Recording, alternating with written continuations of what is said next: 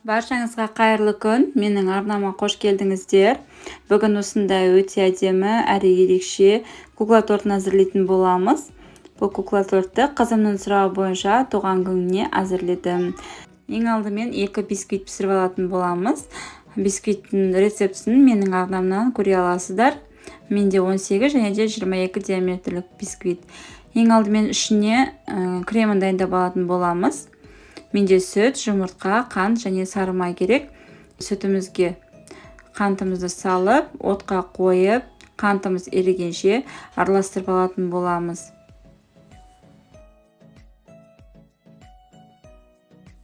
Енді бөлек ыдысқа 2 жұмыртқамызды жарып, венчиктің көмегімен біркелкі масса болғанша араластырып алатын боламыз.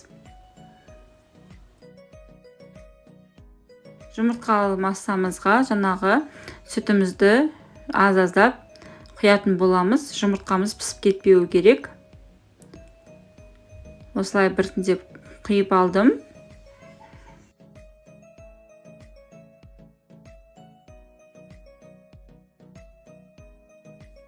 Енді осы массамызды қайтадан ыдысымызға құятын боламыз. Жұмыртқамыз піспейді енді. Осы массамызды отқа қойып, қою масса болғанша араластырып отыратын боламыз. Міне біздің массамыз қою болды. Енді бұл массаны бөлме температурасында суытамыз. Тез суу үшін мен басқа ыдысқа құйып алдым. Енді сары майымызды блендердің көмегімен біркелкі масса болғанша осылай араластырып алатын боламыз.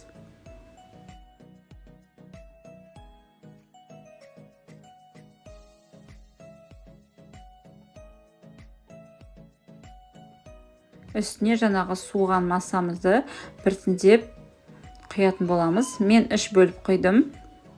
Блендердің көмегімен тағы да біркелкі масса болғанша араластырып отыратын боламыз.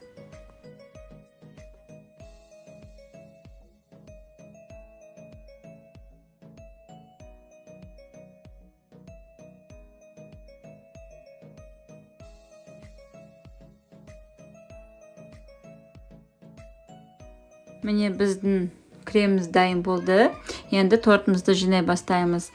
Әрбір корждың арасына 3-4 қасықтан кремін салып шықтым.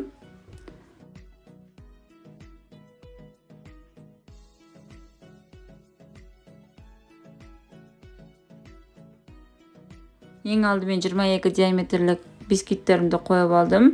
Содан соң 18 диаметрлік корждарымды қойып шықтым. Осылай тортымызды жинап шығатын боламыз. Қазақша контентті қолдап, менің арнама тіркелмеген болсаңыз тіркеліп, лайк басып, пікір қалдыруды ұмытпаңыздар.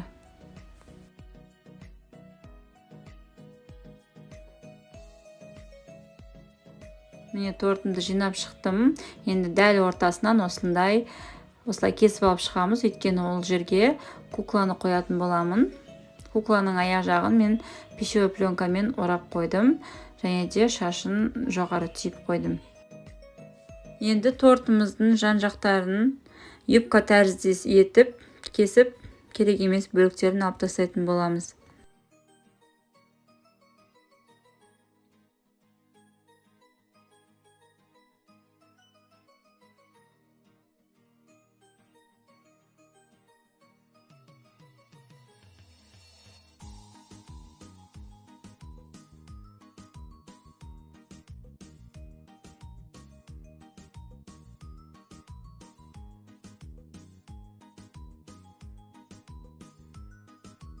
Торттарымыздың шетін осылай әдемілеп, біркелкі етіп, юбка пішініне ұқсастырып, кесіп алып тастадым.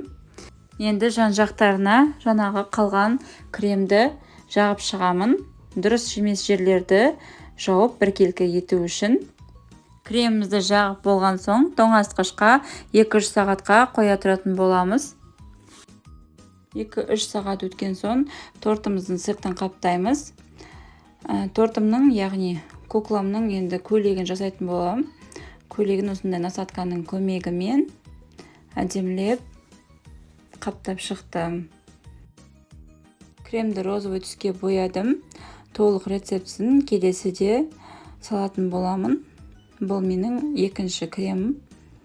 Өте әдемі әрі ерекше болып шығады. Қыздарыңызға жасап қуансаңыздар болады. Өте дәмді болып шығады, әрі әдемі, сіздерге ұнайтын болады. Осы рецептпен жасап көрсеңіздер болады.